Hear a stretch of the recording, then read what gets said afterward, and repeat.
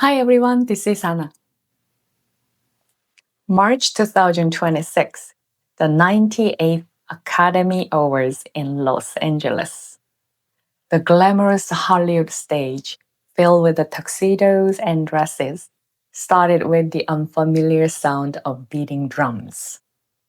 On stage, a 사물놀이 band appeared.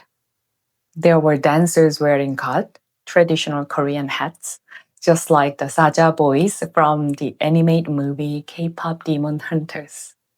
Then a female singer in a hanbok sang the lyrics of the movie's soundtrack, Hunter's Mantra, in the powerful style of Pansori.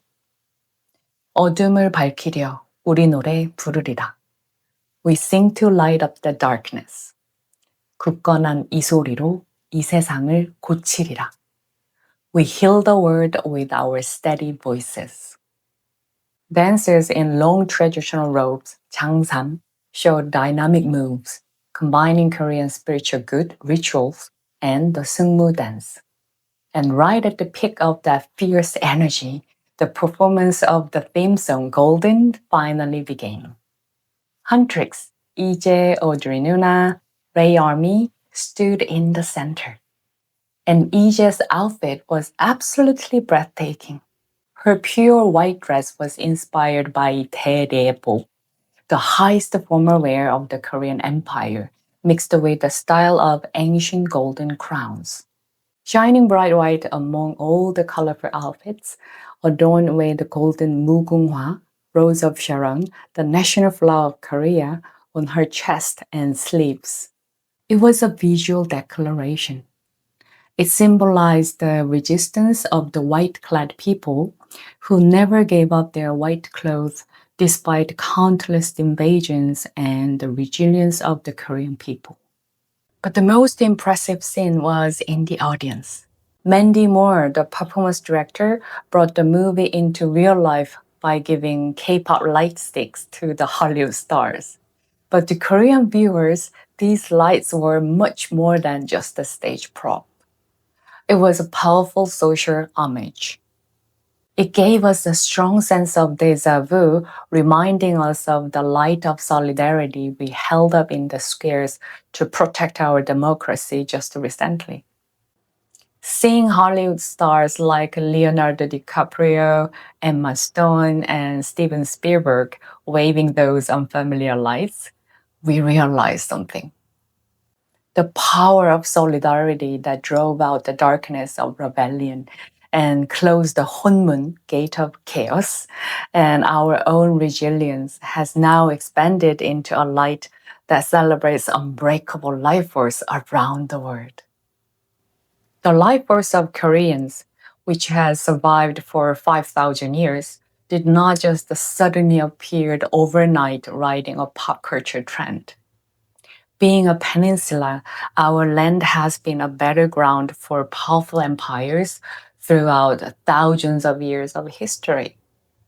The Mongol invasion that swept the land, the Imjin War that burned the whole country to ashes, and the Manchu invasions where we endured humiliation in the freezing cold. We had to shed blood through endless foreign invasions and oppression. But even after suffering so much, the Korean people have never invaded or colonized another country out of imperial greed. We always defended, we protected, we broke the chain of violence and kept our identity as a people who love peace. The symbol of that stubborn peace and resistance was our white cloth. During the Joseon dynasty, there were countless bans on wearing white. During the Japanese colonial period, they threw black ink on our white clothes to crush our spirit. But the nameless, ordinary people quietly washed their clothes with lye and kept wearing them as a silent resistance. That stubborn history of the white-clad people continues right into our modern history. The darkness of the Japanese occupation, the tragedy of the Korean War, the suffocating military dictatorships, and the 1997 IMF financial crisis. We fell down every time, but we got back up every single time.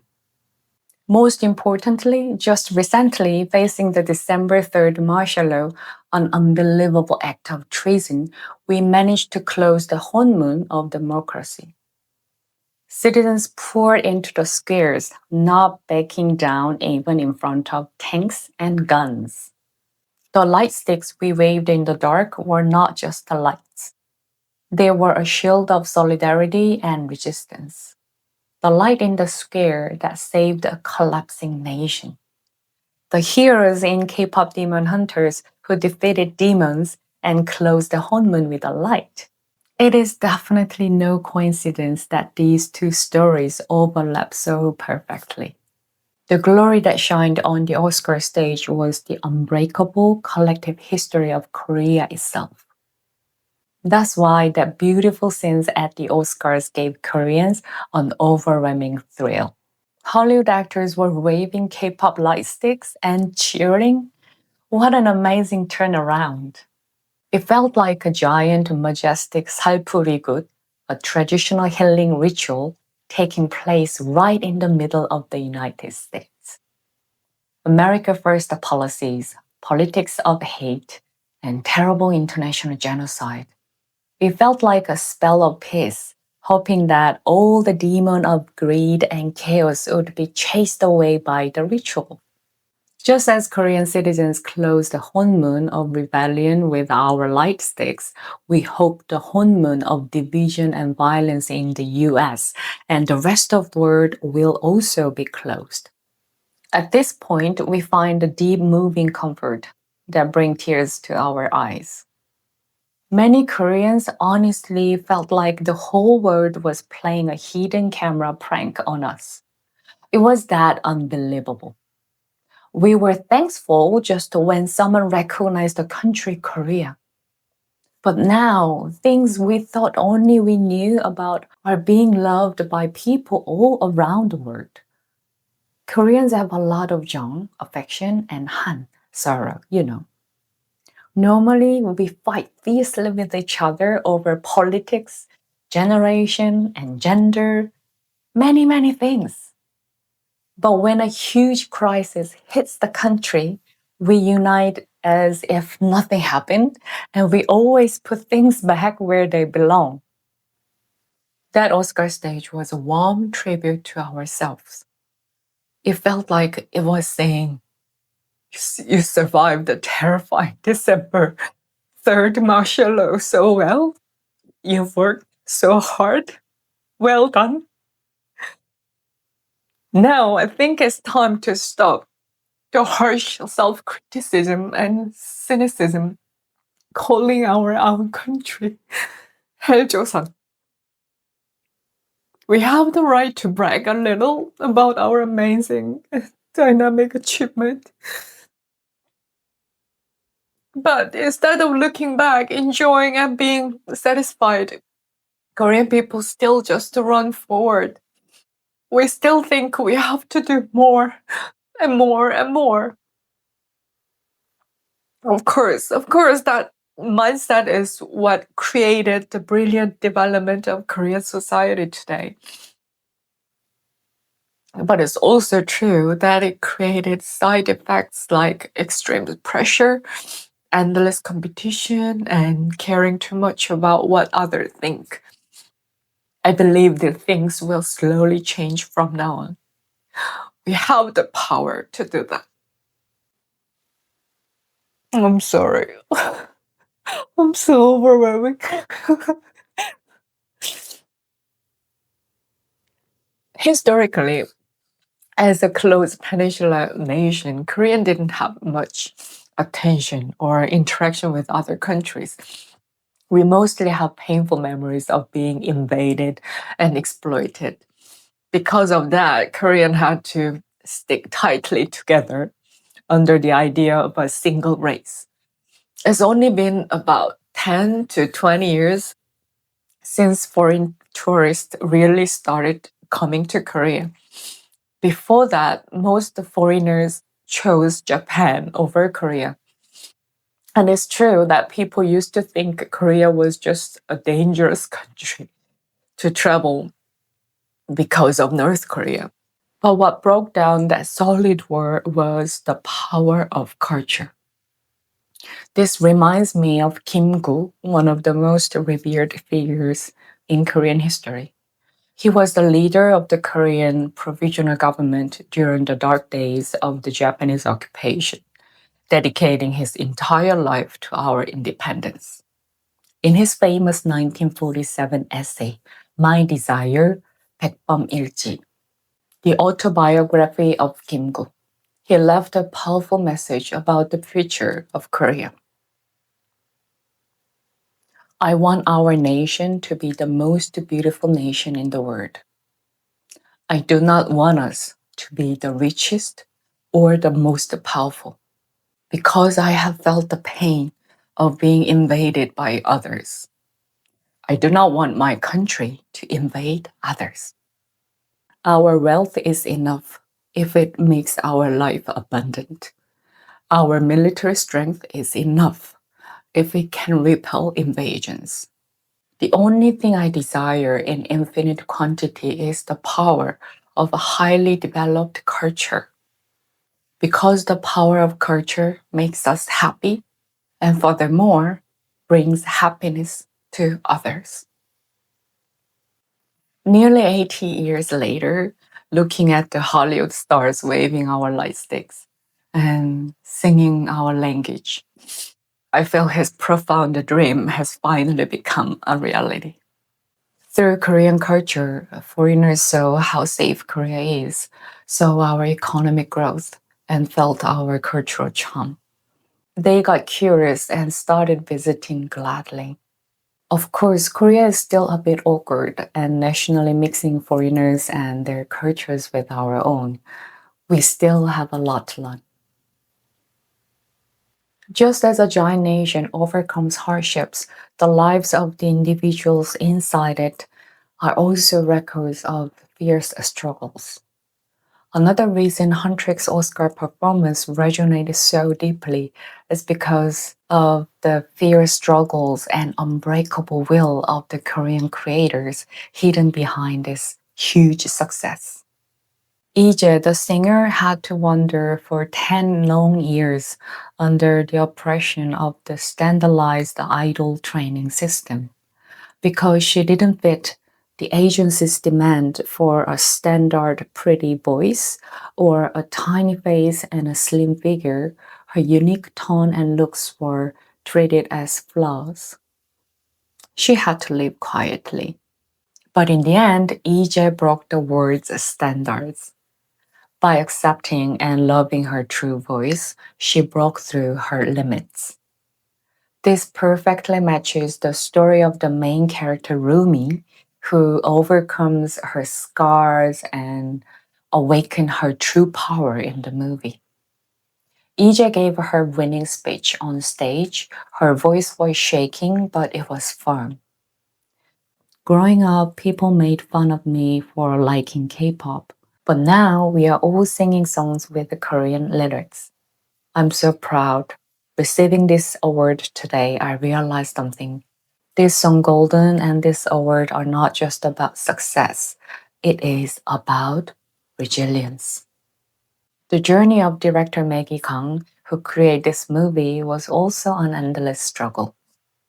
Honestly, if I were a movie producer and heard the pitch, I'm going to make a movie where K-pop idols hunt demons, I would have never said yes. If it was in Korea, the Korean culture industry might have rejected it, saying it makes no sense. In the white-dominated Hollywood animation industry, the glass ceiling an Asian female director had to face was much thicker than we think. There were constant silent pressure and financial temptation to compromise and water down the Korean colors to fit Western taste. But she refused to compromise. She stubbornly pushed forward with original Korean cultural elements like hojakdo, tiger and magpie paintings, saja boys, Korean Grim Reaper, and Saingum, 4 tiger swords. She fought the system for 7 long years. Because of that unbreakable stubbornness, the most Korean thing was able to achieve the most global appeal. That is so very Korean. This is something I thought deeply about when I lived abroad as an outsider for a long time. On stage, director Maggie Kang said, "I dedicate this film to Korea and all Koreans around the world." It made me think again about what Korea means to her. She left Korea a long time ago and lived in Canada, but she kept her unique Korean identity and missed it. Based on that, she didn't bend her vision for 7 years and finally made this story a reality. The stories of EJ and Maggie Gang are ultimately the story of all of us.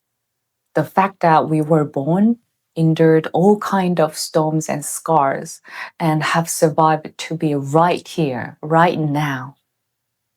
That itself is the proof of the great resilience inside each of us. Don't hide your true self to fit the world's standards. Don't censor yourself. Show yourself to the world exactly as you are. That was the message of solidarity they shared. EJ finding her voice, director Maggie Gang protecting her word, and the resilience of Koreans through thousands of years of history. These are not just the stories of distant heroes.